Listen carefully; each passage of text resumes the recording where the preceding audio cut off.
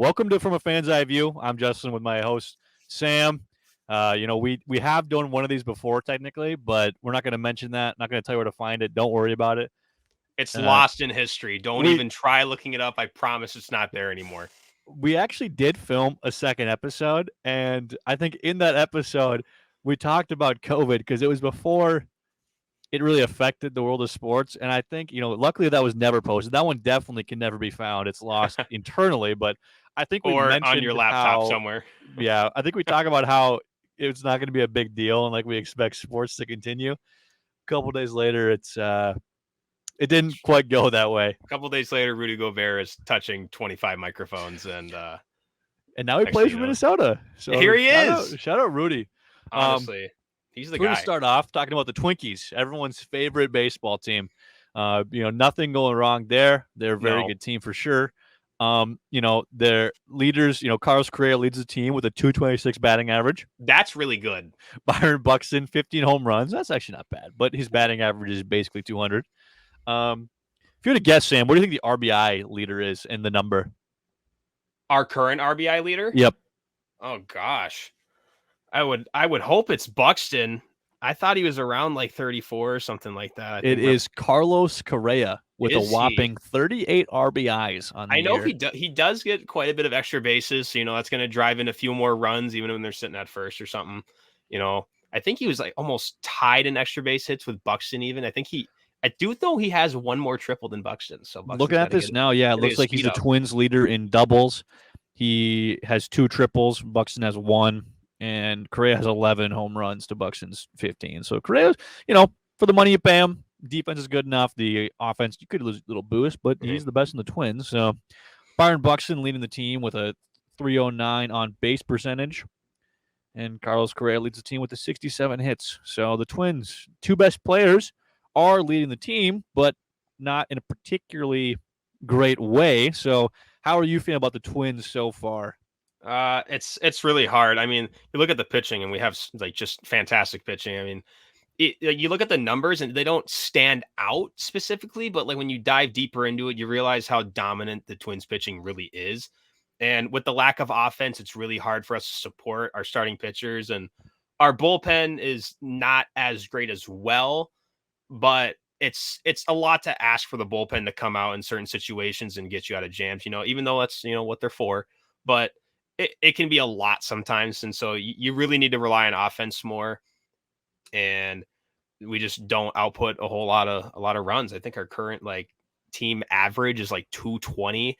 And when your next best guy is like batting 227, there's not like a whole lot of upside anywhere. I mean, there's like Solano who's batting like 360 something, but there's a lot of slack that needs to be picked up on the offensive side. I will say, bullpen credit, most of them are pretty good bullpen guys to average.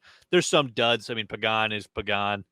Jorge Lopez has the yips going. I don't know how that's going to turn out. I mean, trade for the guy to be a closer, and he hasn't performed. But Duran, arguably the best closer in the game. He's him. I can't quite remember how to say his name, like Brent Herdrick or something like that. Oh, Hedrick, Brent Hedrick. Yeah. The lefty, he's good. Mm-hmm. He was one of the better pitchers this last month out of the bullpen. Griffin Jacks. I mean, he's okay. Griffin Jacks is okay. And the rest of the bullpen is filled out with solid to average guys that don't usually blow it, but they're not usually going to save you either. So it is I think you were talking about the Twins pitching. Last I checked, the starters are ranked 3rd, 2nd, or 1st in like every major pitching category. So like the starters are very good. And it's the best starting rotation I've ever seen as a Twins fan since I've started watching Twins baseball.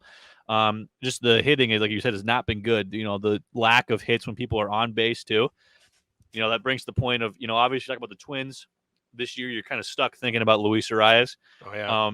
And I do think that while it would be nice to have him on the team, it wouldn't really matter at this juncture because even if he got a single, if he gets on base, nobody's going to hit him in really. It's going to be few and far between. And it's just this team itself needs to figure something out. Maybe a new hitting coach even.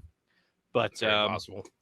Luckily for the Twins, they play in the worst division in the whole AL. We are dang near a minor league division. the barring the results of the game tonight against the Orioles, the Twins are 2 games above 500, leading the division. How do you see the rest of the season going? Like, where do you think they'll finish? Playoff chances, implications, all that jazz. Well, it'll be interesting to see how Cleveland continues their season as well. Um, we're gonna continue to like battle the 500 line, probably right with Cleveland because Cleveland hasn't. They just took first place from us. Like, well, we have it still now, but they like took us for like a game or two or something like that, maybe a few days ago. So they're gonna be competing for it too. So it's gonna be like a war zone in the Central between us and Cleveland to get that first in the division. But I feel like we have the bit more of depth in the pitching than Cleveland does. And I think, pitching can steal you some games when you got Joe Ryan, who can go 8 innings and only give up 1 hit. You hope that your 1 run or 2 runs that the Twins do score is going to be enough throughout that time. So you hope that Buxton solo shot I pulls think you through the game.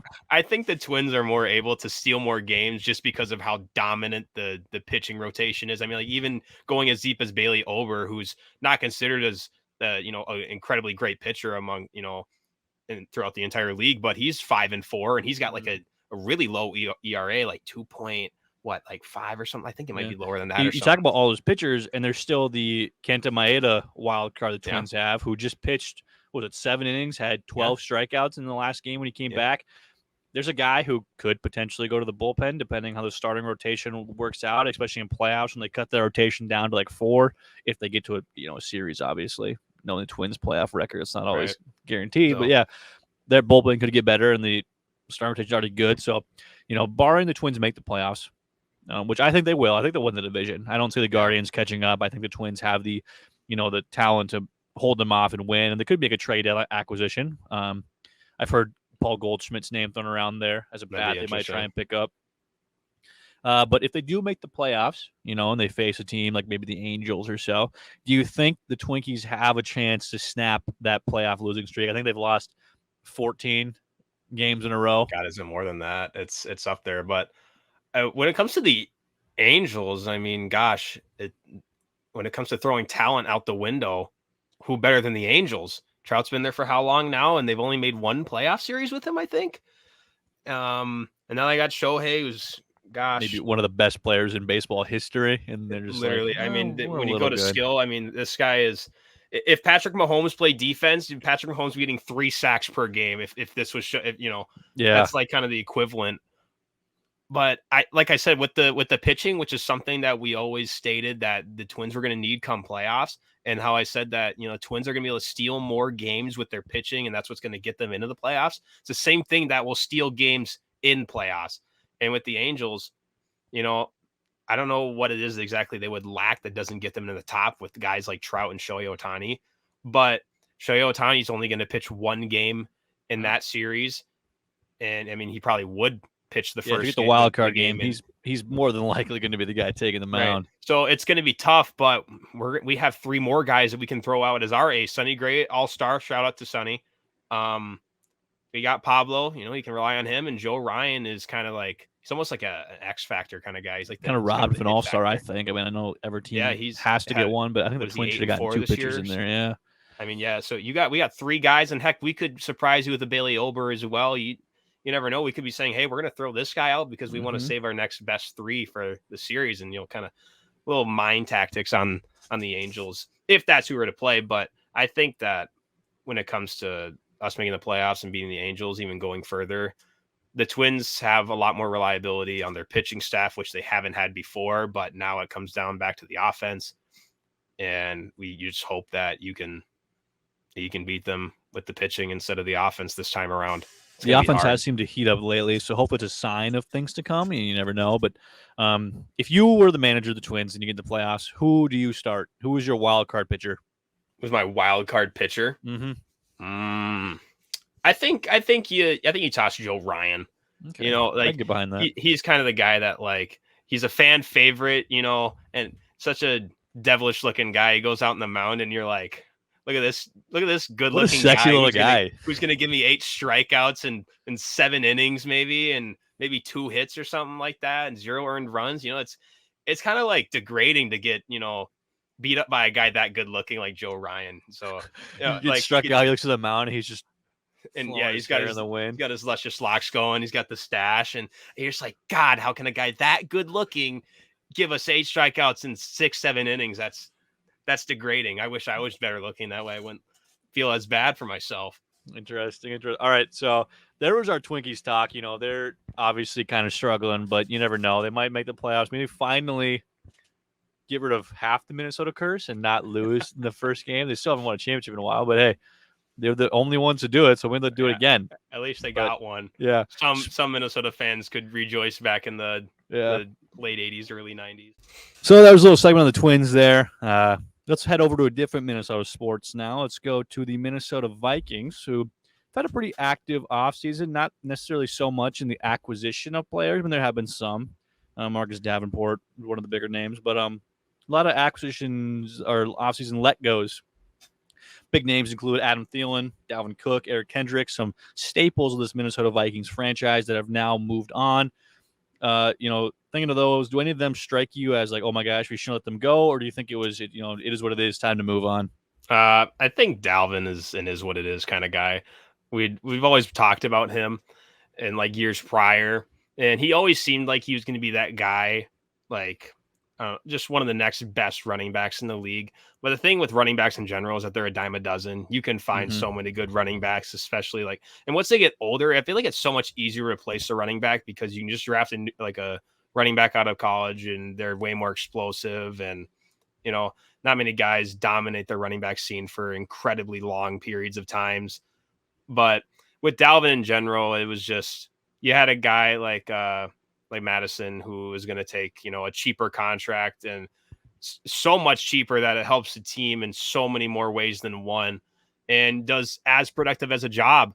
And like I said, when running backs are a dime a dozen, it's easy to replace. It's just not something you worry about. But when you got your receivers, and especially like our tight end Hawkinson, who is going to be really good in the future, but Borderline a wide receiver as a tight end. He yeah, gets that many targets and that many yards. He's he's basically another wide strong. receiver for Kirk.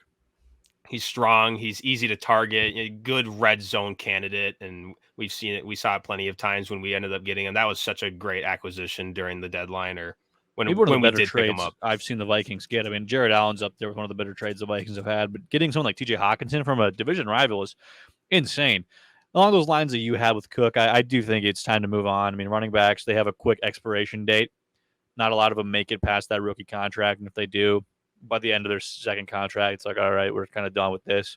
Time to move on, find somebody new. And like you said, Alexander Madison, talented guy. Maybe not as talented as Cook, doesn't play with the vision. Maybe the quick movement he has, but he's a downhill running back. And with this Vikings offense, who, second year under the new head coach who likes to call passing offensive plays, they're more downhill attack you kind of offensive style with the weapons they have. They have Justin Jefferson, T.J. Hawkinson, we already mentioned, the new addition Jordan Addison, who we'll get to later. KJ Osborne's plenty good. They have a lot of weapons in the pass game. Their two tackles, Brian O'Neill and Christian Darris, are definitely better in pass pro than run blocking. So it's a team I think is going to look to pass the ball a lot more than they have in the previous years. So I think it was, you can save money getting rid of the running back. You have a get dirty and gritty guy in Alexander Madison who's going to go downhill, take on those defensive, makes them wear him out a little bit. And it could be a running back by committee. They have other guys in the roster. I saw in the news recently they're looking like Rick Spielman, former Vikings GM, said the Vikings should sign Kareem Hunt. Don't know how I feel about that necessarily, just because of his previous past stuff. Not necessarily a reason to bring that in. You're not shallow at the running back depth, but he is a proven running back, and he has done it before in the NFL. So it's like he could be an acquisition they bring in. But moving on, Adam Thielen. How do you feel about that? Him walking away, long-time Minnesota staple, Minnesota boy even. Yeah, it's such a great story for him too. You can't be mad at any guy like Thielen, even if he dominates your team in a game. You're like, gosh, I hate that guy. If you look up the story and just read about him, you're like, gosh, how can you hate a guy like Adam Thielen? Yep. I don't know. I guess it's tough to let go, but I think that he'll be replaced easily. I think with Jordan Addison. I think we'll get. Obviously, we're going to get to him, but Thielen, it's more so just like you got to move on, and it is what it is. But just because there's so many close connections, close ties with Thielen, but I think we knew it was going to happen eventually.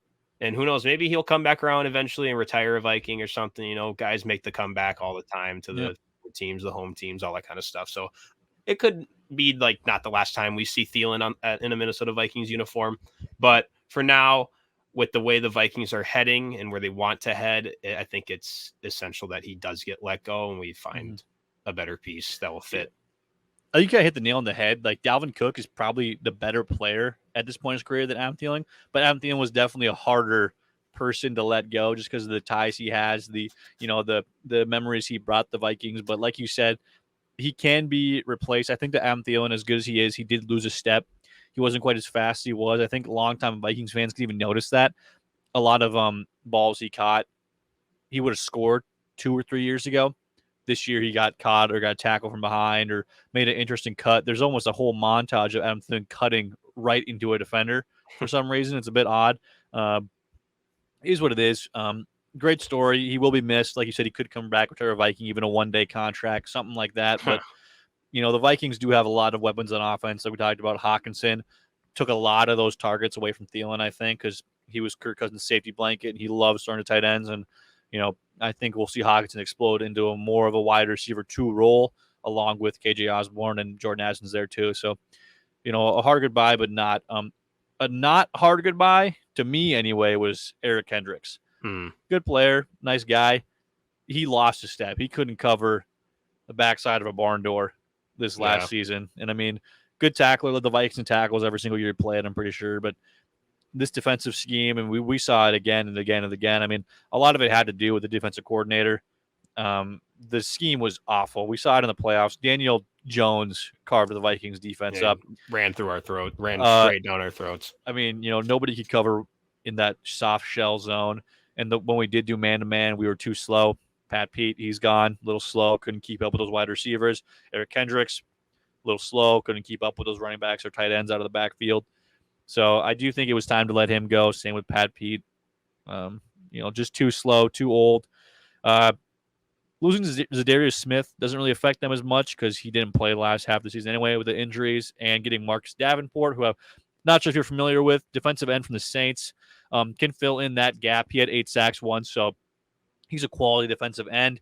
And depending on how it goes with Danielle Hunter, who is currently holding out, I believe, for a new contract, if they can get that figured out, then they will be in a better position defensively for sure. And they signed Brian Flores, the defensive coordinator, who has had a history of some of the best defense in the league. I think Dolphins a couple of years ago. I think Steelers last year. So that alone, I think, will improve the Vikings defense and help those offensive or defensive offseason acquisitions. But speaking of acquisitions, we have a new rookie that's taken a lot of buzz from the Vikings, Jordan Addison. So I want to go through some predictions here. Sam, we'll start with you. Go ahead and give me your predictions for Jordan Addison's rookie campaign with the Vikings. Yeah, I mean, he's obviously a pretty smooth, silky. He's really shifty guy. He knows how to run the routes. I think based off that alone, you're going to see him open a lot. He's going to get quite a few targets. So I think we're going to see like a good 500 yards out of him with maybe 5 touchdowns. I think he's going to have some pretty great moments, but then there's going to be some of those rookie moments where it's like, oh, rookie moment for that guy. He won't make that mistake as he furthers his career in the league. But yeah, I think around 500 yards with 5 touchdowns will be good for him. He's going to be the third option. You got the best wide receiver in the league with Jefferson, and KJ is getting really good too. He's going to see more targets, and he might not even get as many targets as Hawkinson as well. So he might not get targeted nearly as much as those 3 guys, but I still think with how skilled he looks and from stats within college, and I think he's still going to hit 500 yards and probably around 4 to 5 touchdowns. Now, my thought on this, it does depend a lot on KJ Osborne and where he stands after training camps and through a couple preseason games and a couple weeks into the season, because I think KJ or Addison is going to be the number 3 guy, Jefferson 1, Hawkinson 2, and that third guy. And if it is Addison, which I think it will be halfway through the season, I love KJ. I think he's great, but I do see Addison taking over that role as the the deep threat over the top guy, which is what they're looking for. A lot of KJ's zone and territories where Hawkinson's going to be. So they're going to be one of those 2 guys getting the ball there. Hawkinson getting more of those. So I'm going to go on the high side here for Addison. I'm going 850 yards and 7 TDs. I do think he will be in the conversation for Offensive Rookie of the Year. I think it depends on how Bryce Young does in Carolina. If he has a good rookie campaign, which he has Adam Thielen there, so who knows? Maybe we'll see some Adam Thielen help there. But I do think he'll be in the conversation for Offensive Rookie of the Year. Obviously, it's more of a quarterback award, especially when there's a lot of rookie QBs playing. That it's bound to happen that kind of way. But I think he's gonna have a good year. Like I said, over 850 yards, giving those 7 touchdowns, deep bombs from Kirk to Addison, my boy Cookie. Love that guy. And now we'll head over to your area of expertise here. We have the Minnesota Wild. Now, season for the NHL ended pretty recently. But the Wild managed to make some noise pretty quick here, trading for Pat Maroon, who I am not too familiar with, but he is a center, which I do know the Wild are in pretty desperate need of some center. The starter, the number 1 line guy, but also the guys behind him. So, Pat Maroon, where do you think he will be playing in this Minnesota team, and what kind of impact will he have? Well, Pat Maroon is just like he's a veteran guy. Where the joke is where Pat Maroon goes, the Stanley Cup follows. He back to back. How many does he have? I think he's got 3 cups on him. He won back to back with Tampa. I mean, he's just a great guy to have in the locker room, the veteran know-how. That's something that you always need on any team that's trying to make a playoff run. The Wild are just in this really sticky situation with this cap hit and the dead cap space because of Suter and Parise buyout. Mm-hmm. So he probably will play. Ryan Suter, by the way. No, you're correct on that one. Parise obviously not worth the money that he was getting at his point in the career with us, but love you, Parise, though. At least Parise was digging in the corners and putting up the body every single day. And not a dirty player. Yeah, true. But yeah, I mean, Pat Maroon probably going to play down the 3rd, 4th line. I would probably assume he plays higher than 2. 2 is going to be the max. Like, he's not going to play with Kaprizov. We need a fast center who's going to play with Kaprizov, who knows how to react. That was another thing the Wild suffered with, especially on that top line with Kaprizov, is that instead of Hartman playing with Kaprizov, we put Sam Steele, and Steele just could not keep up with Kaprizov, the passing. Like when you pass to Kaprizov, you can expect to get a pass right back. He's just that skilled. He sees the ice, like the entire ice at once. He knows where everyone is. He's got eyes in the back of his head. So they really need to find another guy to either play on that center position with Kaprizov, unless Hartman stays there again the following year. But we got to see what happens with the guys down in the farm system down in Iowa. We still have Rossi down there. We have Beckman. Rossi, I think, needs to be given a more fair chance, I think, when it comes to the Wild, because when he was up, he wasn't playing on the first line with like Kaprizov and Zuccarello. And that's exactly where he is. You can't put a guy Marco Rossi, who is a center, by the way, and with his stature so small, he can't play down on that 4th line with guys like Duhaime and Reeves. Reeves isn't here anymore, but he can't play down on that 4th grind kind of line. He's not meant to do that. So you got to put him up on either 2nd or 1st line and see what he can do with someone like Kaprizov, who's one of the best guys in the league. And like Zuccarello's not fast by any means at this point in his career, but he sees the ice the same way that Kaprizov does, and he's always ready to hit with Kaprizov. So he knows what to expect out of Kaprizov, and Hartman did too, which is why Kaprizov had that 100-point year. It's because Hartman was a 30-goal scorer in that season, because he was ready for what Kaprizov was going to give him. And that was so helpful that year. But came playoffs, it's kind of tough. We were bouncing a lot of guys around in the lineup. We had Klingberg. We tossed him down for I think the last game or 2. And we brought up, I forget who we brought up. I think Goligoski might have played. But Kaprizov wasn't present in the playoffs. He only scored 1 goal in the first game. But I think he might have still been battling through the injury he had that he suffered in Winnipeg, like a month or 2 prior to the season ending. And Boldy signed the extension with us. That's going to be a really good contract in a few years. It's just going to be really interesting to see how they plan to continue their, just the future in general. If they're going to continue to keep on making pushes for the playoffs, or if they're going to take a step back and let the farm guys come up and do something. But it's going to be hard for the next few years just with this cap hit. Yeah, absolutely. I like the trade. I mean, obviously, I'm not the biggest Wild fan, but I knew, from the jump that we need center help, because the center position has just been the weakest in the Wild. Have that problem for a long time. It's been the story every offseason the past 3-4 years.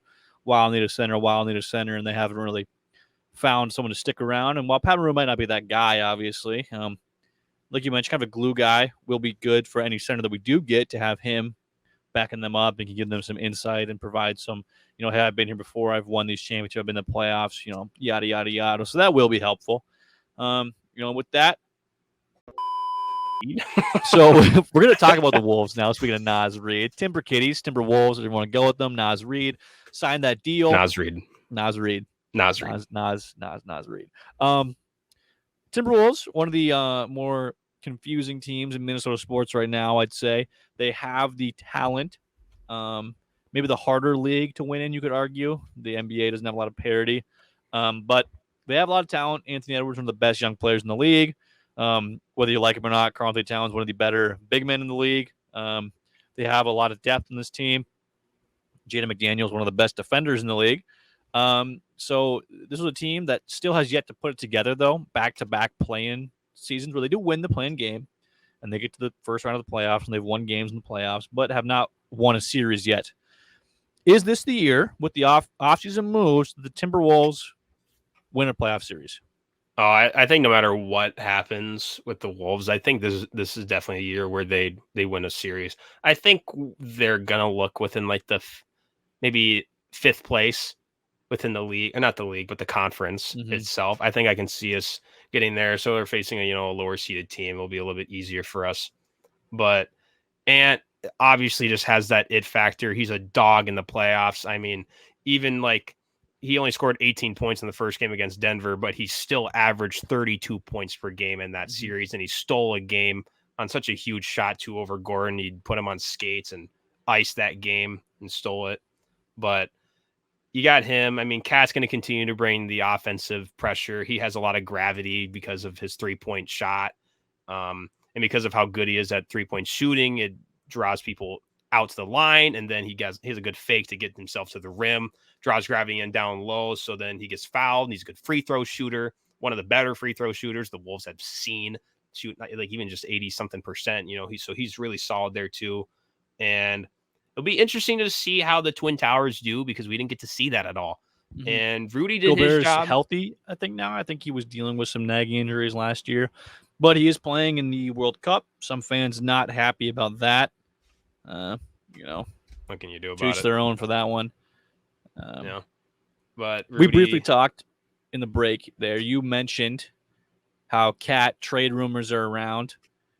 Do you think that stands up now with Lillard news? We'll get to the Lillard news later, but with the news of him not wanting to go anywhere else but Miami, is the Cat trade still a possibility for another team, or do you think that's pretty much dead and gone?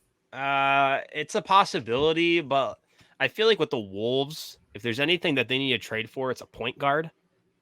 And there's not many talented point guards out there that a team is willing to trade at the moment.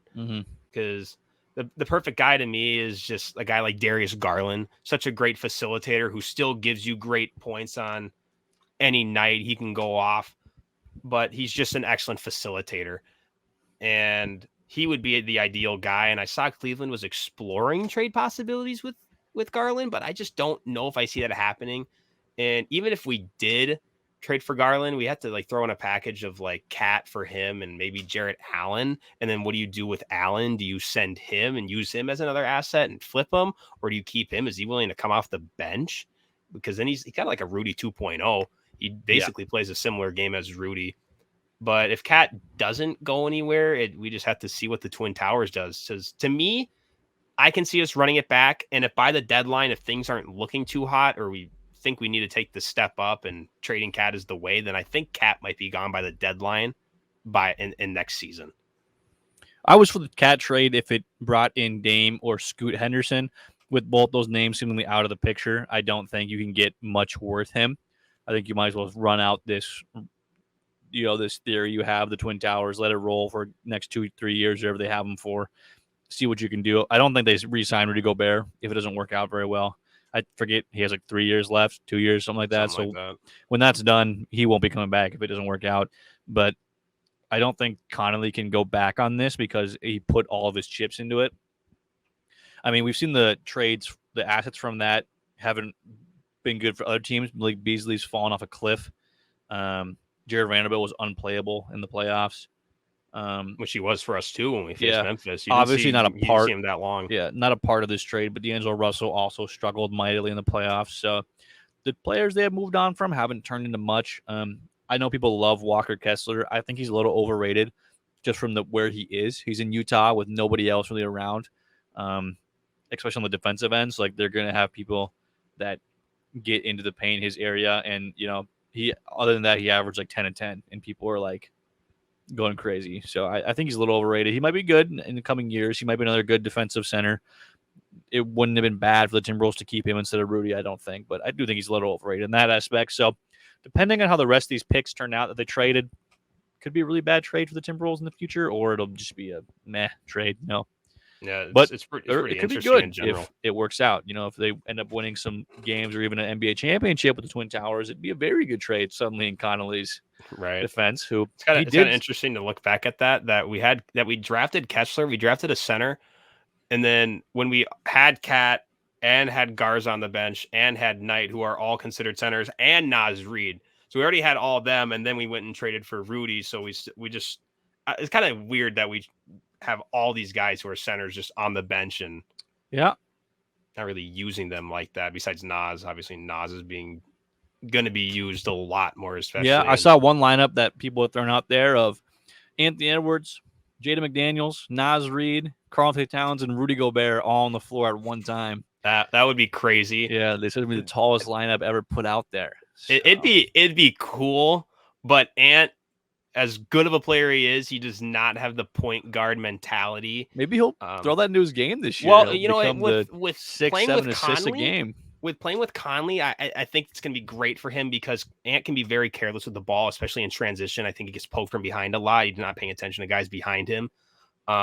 He's a good ball handler enough to set up for himself and score. That's what he does. But if he learns from Conley how to facilitate, if you can drive in and bring guys in, which the gravity he has because of how good of a finisher he is, people are going to, come down to the paint and try to stop him. If he can see that coming and spot his guy in the corner, you got McDaniels over in the corner, the right corner. Well, we know he's hot from that corner. He's going to stop on a dime and toss that. So if he can learn from Conley, especially because of how good Conley is just controlling the offense and running plays and all that, that could be a possibility, but I don't.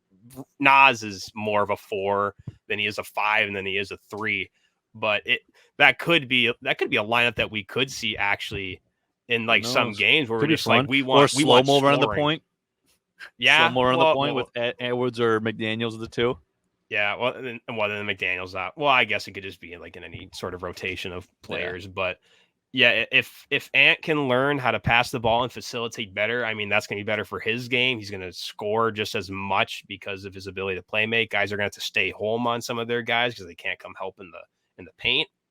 But the way I see it, it's going to be Conley, then Ant, then McDaniels, Cat at the 4 unless he's traded, in which case it'd be Naz, and then Rudy at the 5. And we have enough center depth with Garza, who I think could get more playing time. And if he's the true backup center, I think that'll be really interesting to see the way he plays, especially with the G League guy. I forget his name. I can't believe I forgot it.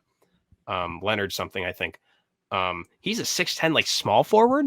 So it's almost like what we tried with Cat and Vanderbilt, I think could be the same thing with Garza and this guy, in which, you have this new guy that we drafted at the 4 to get dirty and grab these rebounds instead and let Garza go to work on the offense, same way Cat would have gone to work on the offense, and kind of have Vando get down low on the defensive end and grab boards and be that hustle guy. I could see the same thing going with this guy, but he did score 18 per game and 11 boards in the G League. So maybe he's got an upside too, but that's the way I could see them coming off the bench with each other.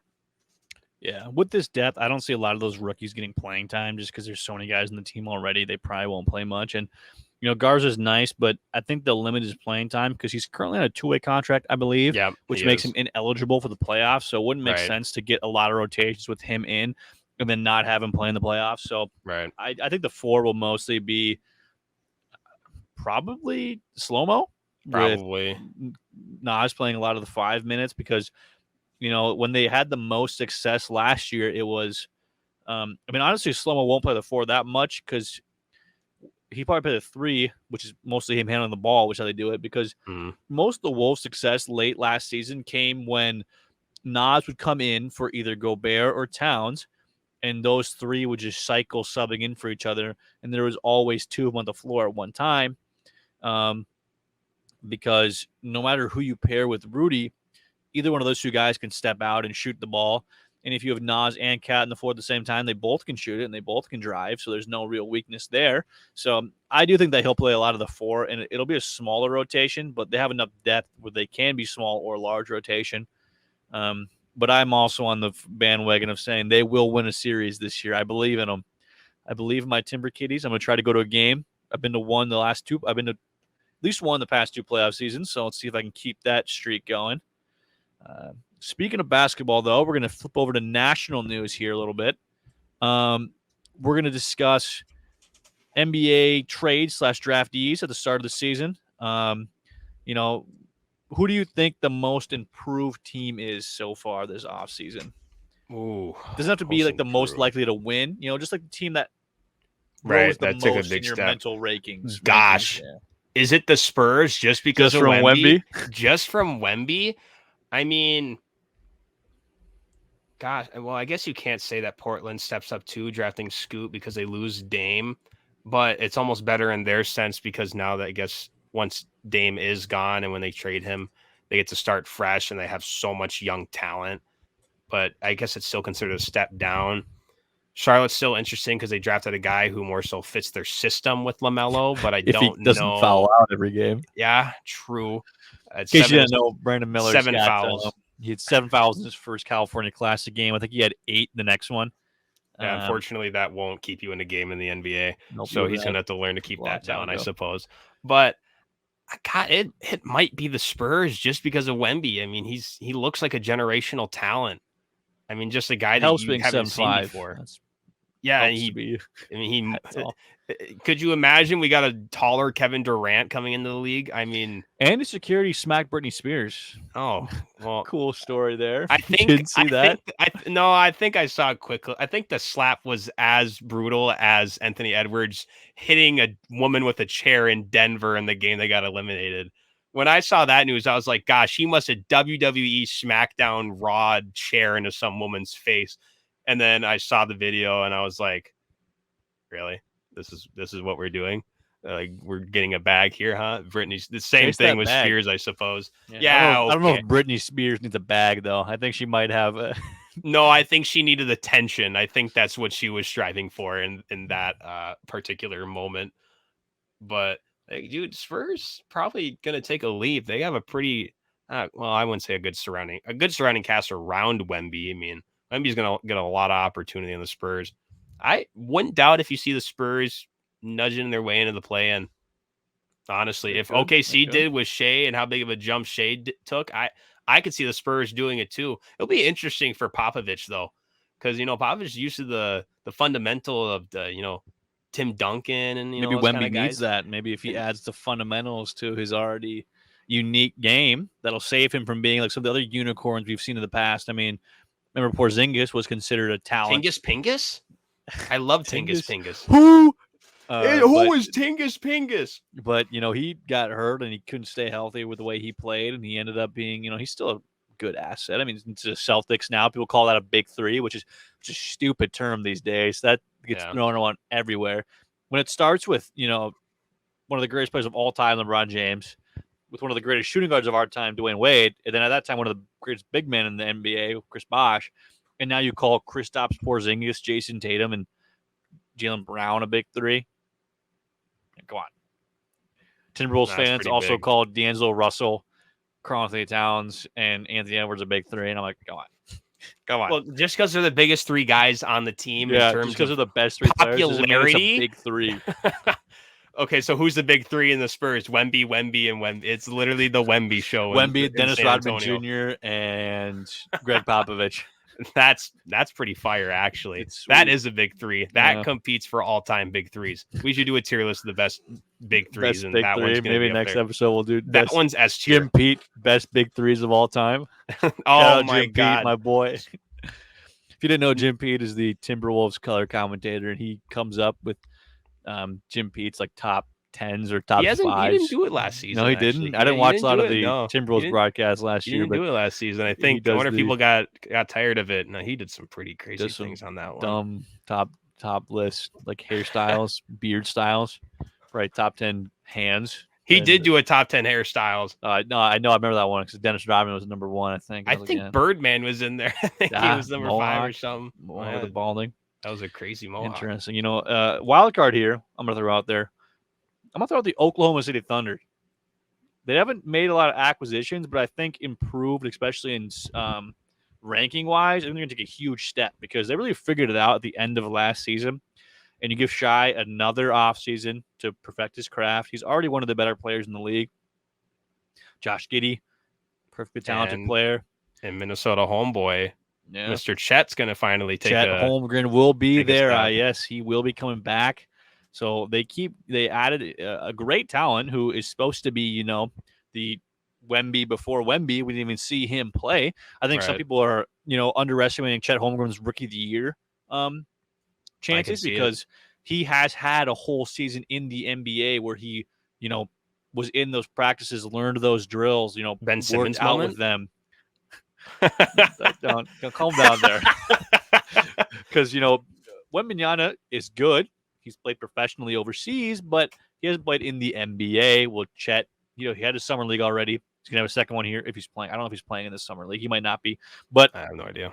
He'll have the, the regiment down, the training down, the lifestyle down, and now he'll just have to start getting used to playing, which will be easier for him than the rookies. So, Chet Holmgren rookie of the year could be inbound, and I think the Thunder will be one of the most improved teams in the league, especially record-wise, and they already have a lot of good talent on that team. Right. I mean, once the Wemby kind of hype, it won't dissipate, but when people have to come down and actually look at, not just who's the most hype rookie, but who was actually the best rookie, they have to start looking at stats, and Chet Holmgren's going to have a pretty dang good year, I would believe so, unless another injury hits him.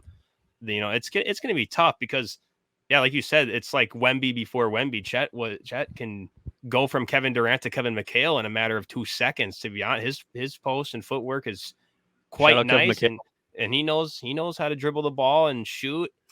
So, they'll have to look out for him, but, Scoot's there too. Those are probably the top 3 guys you'll look at. Brandon Miller, I don't think is going to make that kind of noise when it comes to rookie of the year.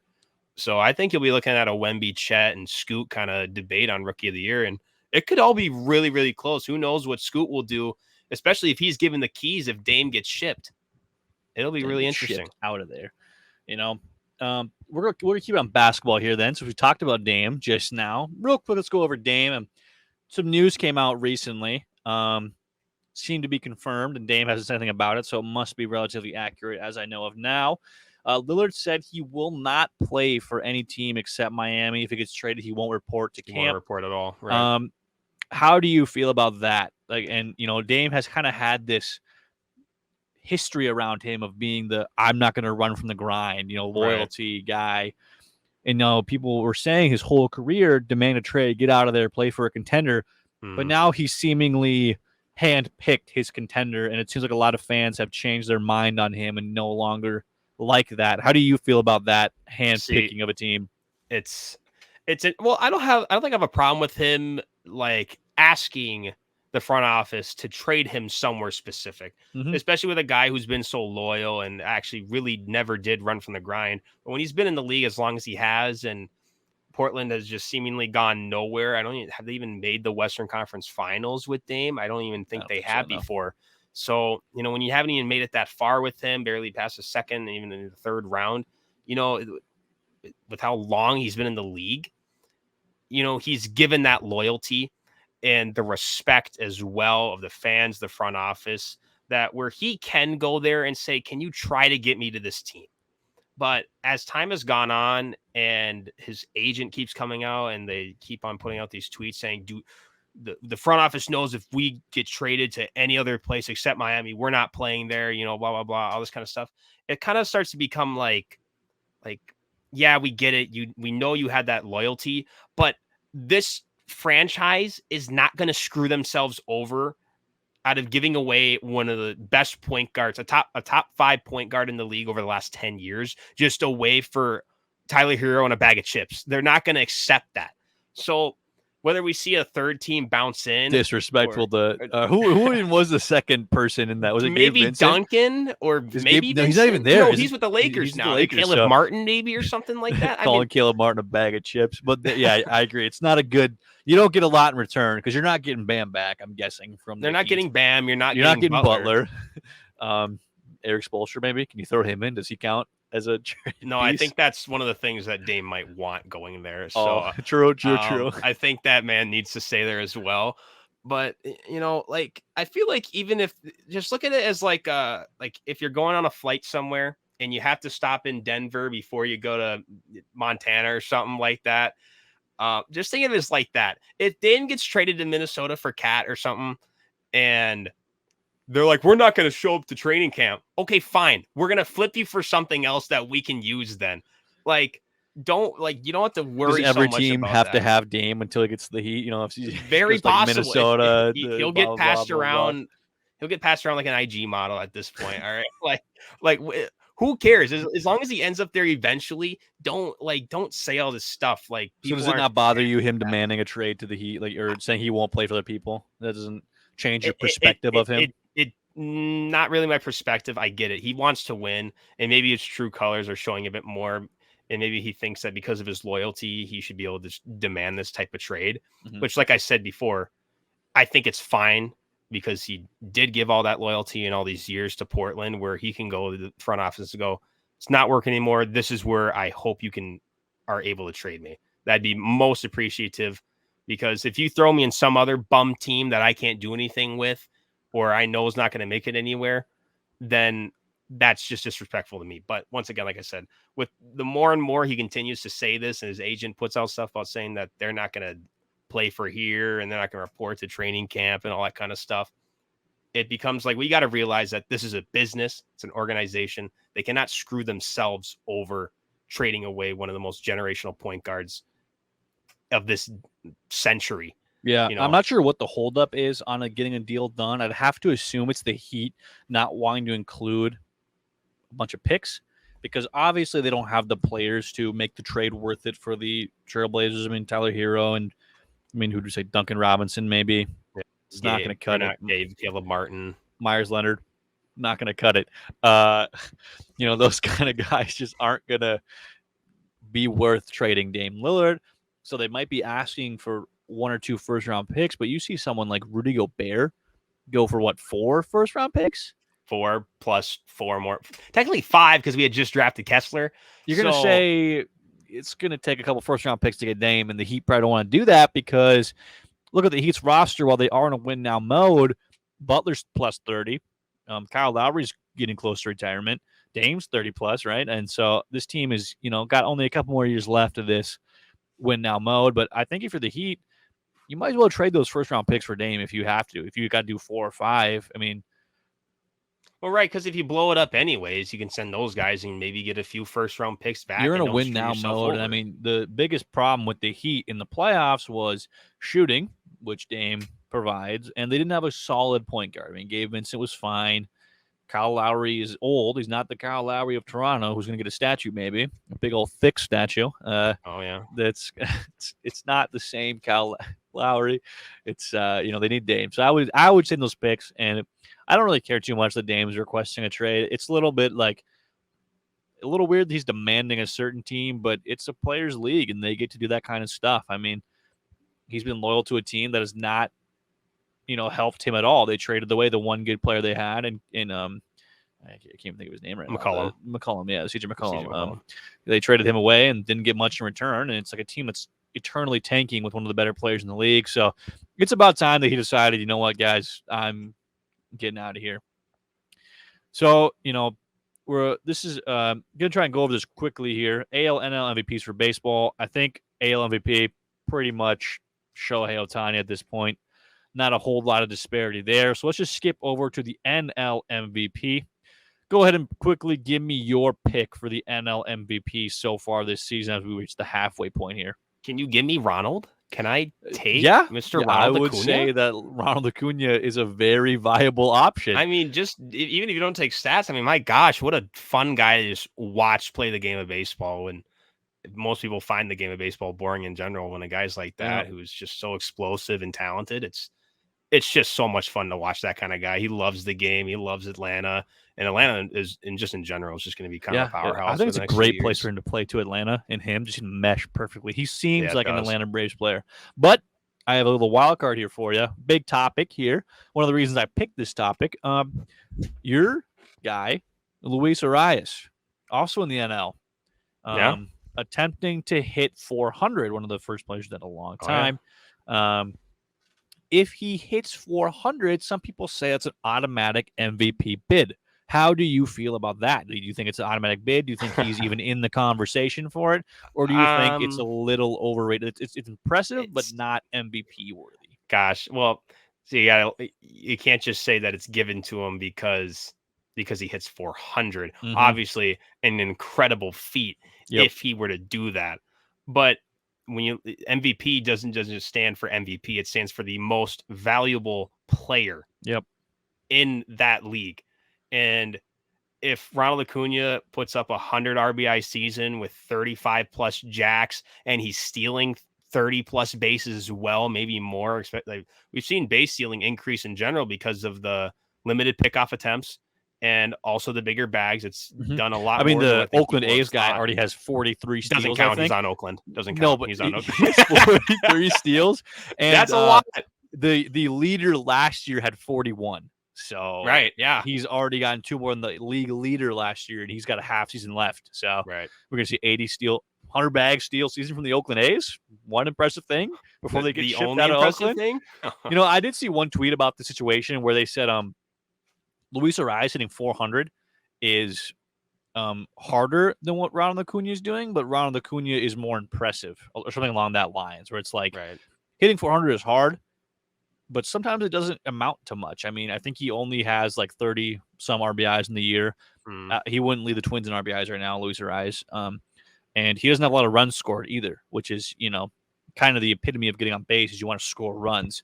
And, it's not his fault that he's not scoring runs necessarily, but it is, a case of like, it's cool, but it's not really doing much. It's not super valuable. Like, it's hard. It's very impressive. As a player standpoint, hitting 400 is very hard, almost impossible. Nobody really does it, but you can get all the singles you want if you got, Butt Munch McGee come up to hit behind you and he can't get you through. What's the point? No disrespect to Marlins players. I'm sure there's plenty of good people on the roster, but I do think that Acuna's probably the front runner, but I think Freddie Freeman, not a bad pick either. Having a great year for the Dodgers. He is hitting a high percentage too in the high 300s, I think. And, he does have a lot of runs and RBIs compared to Luis Arias. So it is, a little tricky in that scenario. The NL is stacked with players. I mean, you also have Corbin Carroll, going to be rookie of the year, probably. Oh, absolutely. I don't think there's any debate on that one.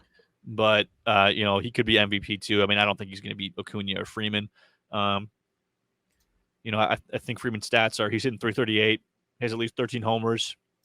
He's got 40 plus RBIs and almost 60 runs. So, a lot of offensive firepower from the first baseman for the Dodgers. And he's on a more popular team. That's going to help you, obviously. But then Corbin Carroll he's got steals too to add to his thing, which is something Luis Arias could benefit from, but he's just not that kind of guy. He's not going to get a bunch of steals, not going to get a bunch of runs. Good on base guy, but I think he'd benefit a lot more from being on a different team than the Marlins.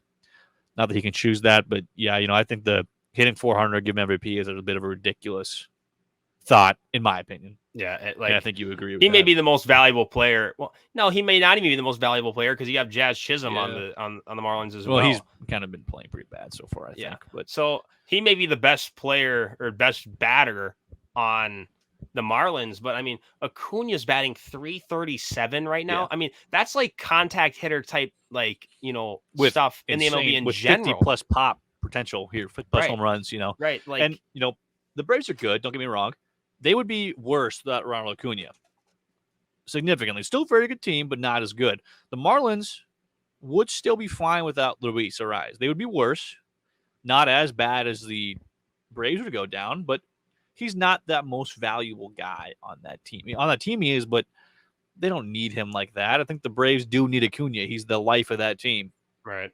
Yeah, he speaks Atlanta. As soon as you think about him, an Atlanta baseball player, well, in current day, you're gonna go, well, that's Ronald Acuna Jr. Ronald Acuna. Right? So they're obviously they would take a huge hit, and that's what I'm saying is that MVP stands for something. It's not just MVP. It stands for the most valuable player. Mm-hmm. And if you take this player away off this team, and you can say it for a lot of teams, then we'll say, oh, then it's kind of said like for LeBron for so many years in his career. If LeBron wasn't on a team, what would they be? They'd probably be crap. Well, they'd be awful. Yes, those true. Cavs.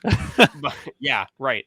That like when you actually have to like you get rid of that kind of like little motive and idea.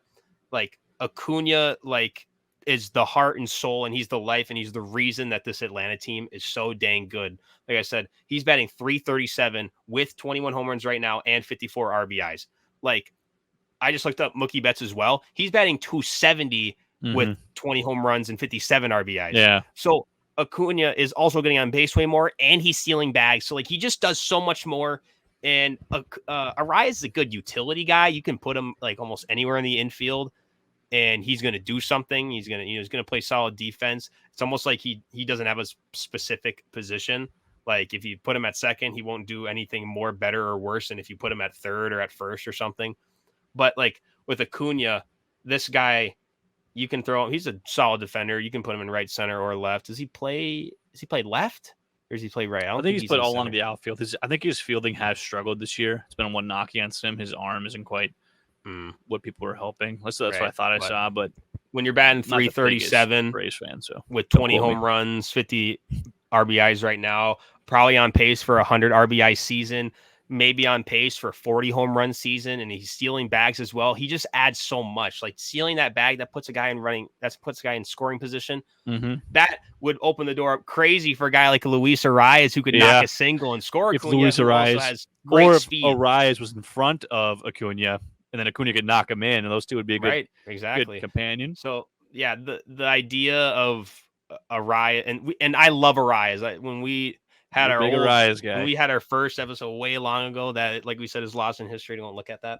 I was saying you got to look out for Arraez. I mean, like at that time, Pete Alonso was like the rookie guy at that time. And like I said, he didn't have that pop the way that Pete did. But I promise you, with the way he swings the bat, he's going to be a problem in the MLB eventually. And look at him now; he's almost batting .400 for an entire season. Like we're having. Maybe I'll find that clip and throw it in so you can look like you're smart. So you right now. Yeah, and Arraez, I think people need to watch him. He'll be big. You need to watch Arraez. He may not be throwing out power like Pete Alonso was his rookie year, but Arraez is an insanely smart hitter. He's a good defender, but his hitting is just so good. He's so smart at the plate. He hits for contact, which so you can look like you're smart, but we'll see if I care enough to go look for that. I've got enough editing to do on this as it is. So coming from a Twins guy who loved Arraez and hated to see him go in general, he does not hold the same MVP idea that Ron Acuna does on the Braves because he does everything. He literally does everything just in general. Absolutely. No, let's play some games. I'm ready. You're ready to games? So my intelligence in sports, which is what do we want to start out with here? Let's go. I have the crossover pulled up, so we're going to start with the crossover grid. So we're going to put together. So we have, let's see, just people at home can play along. Cleveland Cavaliers, Wizards, Trailblazers, Spurs, Rocket. This says 7-3 and taller. So I'm gonna not do good on that this one. This one might be tricky. So what do you say? I feel like I might know the Washington one on that one. Bowl played for the Washington, didn't he? Didn't Bowl play for Washington? Oh, it's all time. Yeah. Oh, yeah. Probably is Bowl then. Yeah. Because weren't they the Bullets? Yeah, Bull. I was gonna say Pistols. That should work because that's where the picture with Muggsy came from. I think he's in the. Well, I was thinking of Gortat. The white bald guy, was he 7'3"? He was not 7'3". No, maybe 7 foot, which is still big. If it's all time, then yeah, it probably is. Yeah. All right, let's hammer out some of these, shall we? Let's start with current players in my mind. Spurs, Cavs. I got nothing. Oh Lord, where did this guy go? Lonnie Walker went to the Lakers. This is a God, all tough one. The time. Spurs are hard. I can't think of anybody that goes to the Spurs. Everyone who played for the Spurs was pretty loyal to that franchise. Yeah, it's not like a That's going to be like a no one, I feel like. Rockets or Wizards. This is a tough one, low key. Oh, Chris Paul! Chris Paul to the Wizards. Does Did he that play count? for the Wizards? But no, when he was traded there, was it? Oh, no, wait. No. Wait, was Chris Paul traded to the Wizards? No, he went to the Warriors. But they traded Poole. We'll save to that. the We'll Wizards. we'll hold on to that. Can we say that? We'll He didn't hold on. 'Cause play, if but we he's get one technically on the Rockets, we roster. only get 9 guesses, and there's Oh, 9 F spots. me. So we got to Wait, be. but was he not like technically like traded there? I don't know, honestly. Or am I off stupid? dome. Rockets, Wait, Trailblazers, Where was Chris Paul before that? I'm stupid. the Suns. And who did they Did not Whiteside play for the Rockets? No, I don't think to he the did. Rockets? Yeah, I No, don't he think played he for did. he was on the Heat. Gosh, does Ish Smith work for one? He's got to work for one of them, right? Ish Smith Does has Ish to work Smith for at right least. here or right He's got to here? work for at least 2. um, gosh, I think Ish Smith was a Cavalier who was 7'3", if I'm not mistaken. Should we just put Bull right here to get the train? Bull's got to work. Bull. No, it's Manute Bull. Ooh, Manute. that would have been bad. That would have been cool. Yeah, okay, he Nice. does work. Okay, that would have been a big Wizard mistake to start. Portland 46% of the people guessed that. Damn. Portland Rocket. Did Pat Bev play for Portland? No, Pat Bev was traded. Was he? Did he ever play for Portland? He did play for the Rockets. You're right on that, but I Wasn't don't he know if drafted ever to the played. Rockets? Yeah, he was originally. Pat Gosh. Bev wasn't a Cav or a Wizard. Oh, John Wall. Oh, yeah, that does John work right Wall. here. Who's back on the Rockets again after After calling shitting them on garbage? him, 43%. Yeah, we're going the basic route here. So this is a hard one then. If this is on the basic route, or is this easy? I don't know what this is. Well, Wizard Spur. This is just saying like 43% of the people playing this game have guessed this person. It's not 43% got it right. It's like Yeah. everyone's guessing these two. A Portland 7-3 guy. Was Sabonis 7-3? Arvadis or whatever. Yeah. His dad? Maybe. Well, we could hold on to That- that one. We'll save mean, that one. I mean, I could see it since Sabonis himself. DeMontis is what 6'10". Yeah, he's a pretty tall guy. This Spurs one is throwing me off. Oh, LaMarcus Aldridge, He did play for the Spurs. and he played for Portland. Yeah, it's not bad. Here we go. We're out here. Oh my Okay. gosh, I feel like that one was way. Yeah, that one I think was going to 70%. be a lot easier. than Yeah. Rockets in Portland. Ish Smith got to go in one of these. I promise you. I don't know if he played for the What about Jeff Spurs. Green? Did Jeff Green play? He's on the Cavs. Was he on the Rockets? I think he was, right? I hope. That's scary. These dudes have played for these dudes have played for 13 teams like each. They've got what it. about Gerald Green? Gerald Green played for the Rockets. Play for any of those guys? Oh gosh, did he? This is a tough one, low key. See, we're worried about the Spurs, or we think we can get like the Spurs and the Wizards and the first corner 3-1. And the 7-3 is still there. Heck, I'm still worried about Portland Rockets. I don't know what goes there either. Yeah, Patty Boy sounds right, but I don't know. I Trying don't to think think. he played for Portland. Who's the guy that dunked on the Timberwolves? What, when we got stuffed on the one Yeah, block and the yeah. alley ooped on the other end? It was a rookie. I remember him. He was in the NBA 2K Brandon draft. Roy? He was a Blazer for sure. I don't know if he played for the Rockets. Did T-Mac play for the Blazers? Oh, frick. No, T-Mac was a Spur and a Rocket, but he's tits, dude.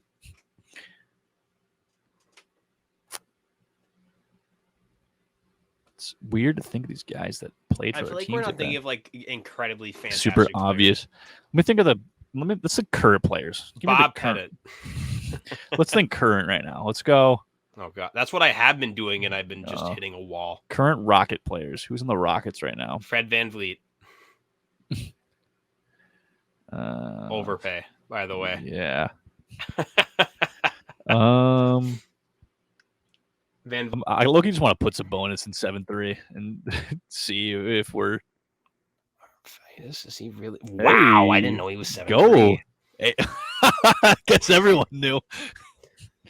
Not me. Um, Okay, listen. 87% of people who did get it, or okay, well, that's the thing though, is that like it says how many people chose that option. no, I mean 87% of people chose it. Doesn't tell us a number. So No, I know, but like, oh yeah. who knows how many people actually got that right? There could have been 8 people who got that right, and you know what I mean. Cleveland 7-3. Did Marjanovic play for any of those teams? Who? Boban. Oh, And he's dribbling it, and he's dribbling it, and he's bouncing it, and he's bouncing it. he played for the Wizards, I think. But Boban did? well, Well, too bad. Rockets 7'3".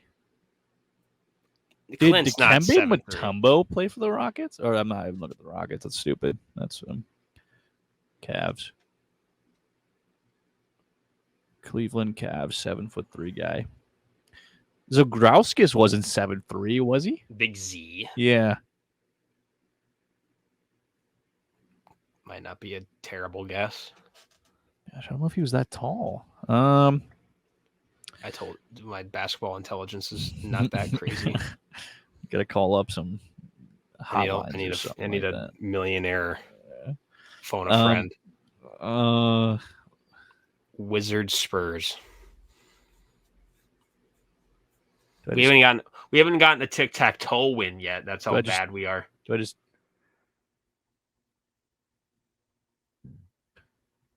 it didn't work.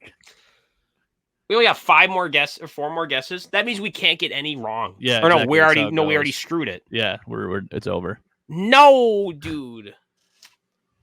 We got to get some of them right though. Okay, we can keep trying then. Ishmael. Dude, Jeff Green had to have been on one of these teams too. He played for the Rockets, so I think. Let's see. Do you think Jeff Green is a Cavalier? Thank God. 30%. Makes sense. He probably works for different tone too. Might have screwed ourselves in that situation. Who knows? Washington Spur. It's just going to be a bum boy. It's got to be. I wonder if they do that. Like, I wonder how low they go. Because all these guys are pretty notable. Yeah, that's what I'm thinking. Cav and a Spur. I'm trying to think of all those players that went to the Cavs and then left away. Did Rondo play for the Spurs? No, there's no way. Did Monogen? No, he's stuck with the Spurs this whole time. Who's 7'3" on the Cavs? We just try Big Z. How do you spell that? Z-Y? Zidirkis? Or what is it? I'm going to cheat. I'm sorry. I'm Isn't it Googling Z-Y or something? Big Z. Let's see what shows up. Oh. Big Z. Cavs. Zildronis Gauskas. Oh, that's right. His last Z-Y-D. Z-Y. Oh! Hey, he was 7'3". I didn't know he was that tall. What a big boy. Okay. Big white men down there. Yeah. Okay. Rockets, Trailblazers. Spurs, Wizards. Does Marcus Camby work for that one? No clue. Low key. What about Clyde Drexler? You play for the Rockets? No idea. I'm gonna try. I know of players and not who they played for. Camby? Holy Wow. Hannah. Pulled that. Oh! I pulled that one out of my butt crack, dude. That booty hole. Booty hole Brown. I don't know why I thought of him. It must be like a my career thing I did a long time ago. Spurs. I don't know old Spurs players. I don't know any Spurs players ever. Trying to think of Cavs that might have gone to the Spurs or Wizards that went to the Spurs. I can't think of any Spur leaving.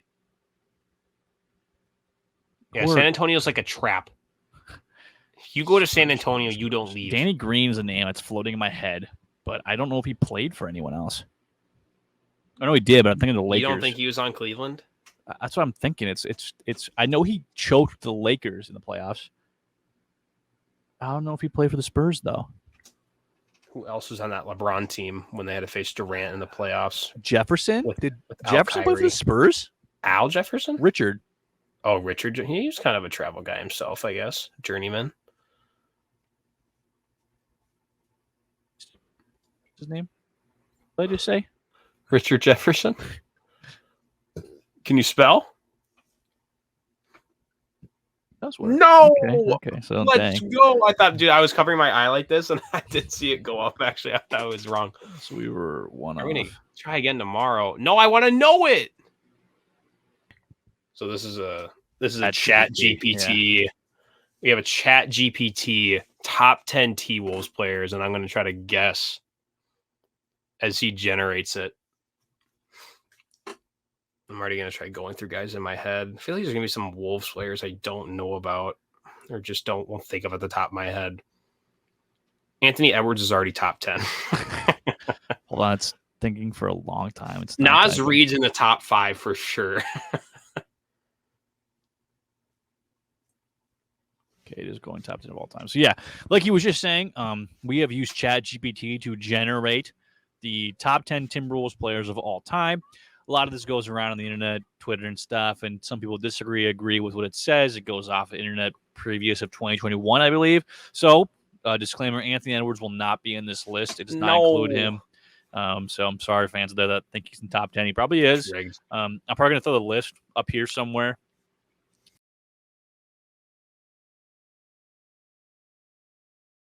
So you guys can see what he's trying to guess and get frustrated if he doesn't get them. I will be. Think it's obvious. I will be frustrated. Some of these names are pretty easy. There's probably, I'm guessing 2 you will not know. So 2 I won't know. Yes. Probably. Yeah. Okay. I won't doubt if there's more. All right, start naming them off, man. Well, KG's number 1. You have gotten number 1, yes. I wouldn't doubt if they put Cat at 2, but if he's not at 2, he's 3. You are correct. Not 3, it's Kevin Love. Okay, you got the 1, 2, and 3. Okay. I'll give you. I go? You get 3 strikes. We'll give you 3 strikes. 3 strikes. Yep. Holy cow! Now I got to really think. Yep. Can I go to? Oh my God! Does he make this list? Let's go to Latrell Sprewell. Latrell Sprewell is number 7. You have 1, 2, 3, and 7. Wow. Okay.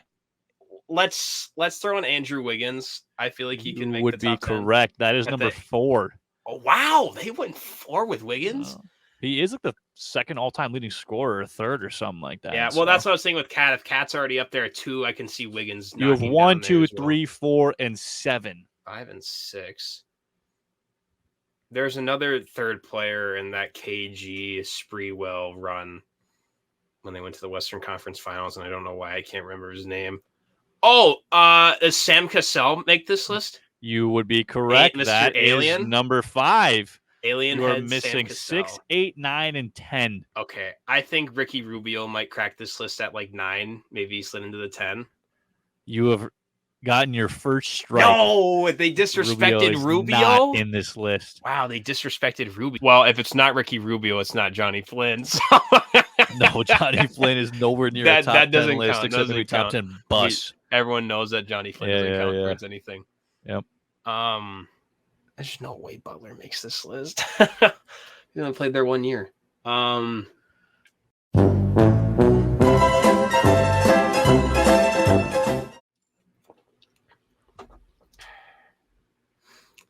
Oh, who is it? Jefferson? Not yeah.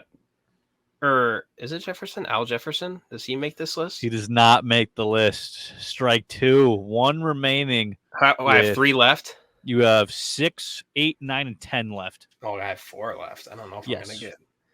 2 names you know. Or 1 name you know for sure. 1 name I'm assuming you have heard. And then 2 names you probably don't know. I do not know number 10. You don't know number 10. I do not know who that is. I will say. Golly. God, who's been starting? Number 6 has played since you started watching basketball. Played since I started watching basketball. Yes, for the Timberwolves. Does that mean he played before me too? No, he did not. Who the hell have we drafted? This is the interesting one, to say the least. Who did we draft? It's a questionable person to put. Oh, do When we I put s- Zach LaVine When in I this say list? pick, that's a no, but I'm not gonna give you a third strike. When I say pick, I'm not saying a draft pick. I'm saying it is like it's certainly Oh, it's a weird pick that yeah, they chose this one. It is certainly an interesting pick for them to put on here as one of the greatest Timberwolves of all time. Definitely questionable, controversial, you could say. Would Ricky Rubio have slid into this list if this person wasn't No. in it? Oh, No. okay. He's still a good basketball player. No ands, if, buts about it. I'm probably flashing his name all over the screen right now as we speak.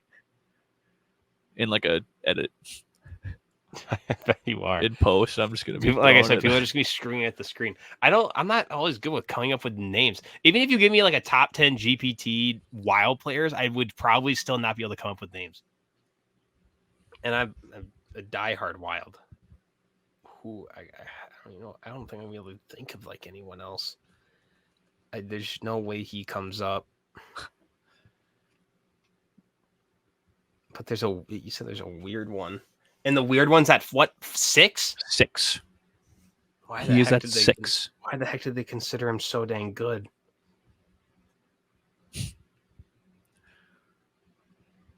I'd kill myself if it was D'Lo. It's Sorry, I they did not put D'Angelo Russell in the 6th spot. They did not. Oh, That is goofy. Unbelievable. all 3. Number 6, coming in at number 6, the man himself, Jimmy Butler. Played one season. Yeah. Coming in at number 8, Tom Gugliotta. He was the center with the KG teams. Don't know. Number 9, the one I think you've probably heard, is Wally Zerbiak. Oh, Wally. That's a name people Wally know. World. Coming in at number 10 is someone named Terrell Brandon. Yeah, no. I'm guessing he was probably one of the earlier guys in the team, probably Not with better than Rubio. probably the Pooh Richardson kind of teams. I was going to say, yeah. where's Pooh Richardson at? It shows how bad the Timberwolves are. Number 10 could have easily been Christian Laettner. He's in like the top 10s for a lot of Timberwolves. Could have been. could have been. All right. Wow. Anything else you have on your mind about sports? Nas Reed. Nas Nas Reed. Reed. Wolves love him. Minnesota loves him. I love Yeah. him. You do love him. You don't have a I jersey love though. Nas Are you a Reed. fake fan? I'm gonna get one. I was waiting to see if we would choke at re-signing this man, but I promise you a Nas Reed jersey will be up on my wall. Heck, I guarantee you by the next episode, it's gonna be up on that door. The Which one am I next pointing? episode. Whichever one, that one, I guess you'll see it on next episode. Nas Reed jersey on my wall. Really? Yeah, I promise you. And I'll get whatever jersey, whatever someone. Because I was comments in thinking to the do this weekly. description. So are you going to be able to get that in a week? Probably. If not next, the one after. Eventually, you'll have it on. You'll eventually wear And it. I'll be worn fresh I'll unbox it on the podcast for everyone. Promise you, Nas Reed will be on my shirt. Shout out And I'll Nas wear it Reed for backwards real. the whole time, so you can read. You can read. And we have rounded out our game section. I think that'll do it for this first episode of From a Fan's Eye View. So if you stuck around this whole time, appreciate you for watching. Appreciate Sam for joining me. Once again, it's been From a Fan's Eye View. I'm Justin, my partner, Sam. Appreciate you guys a bunch. Have a great rest of your week, and we'll see you back next week.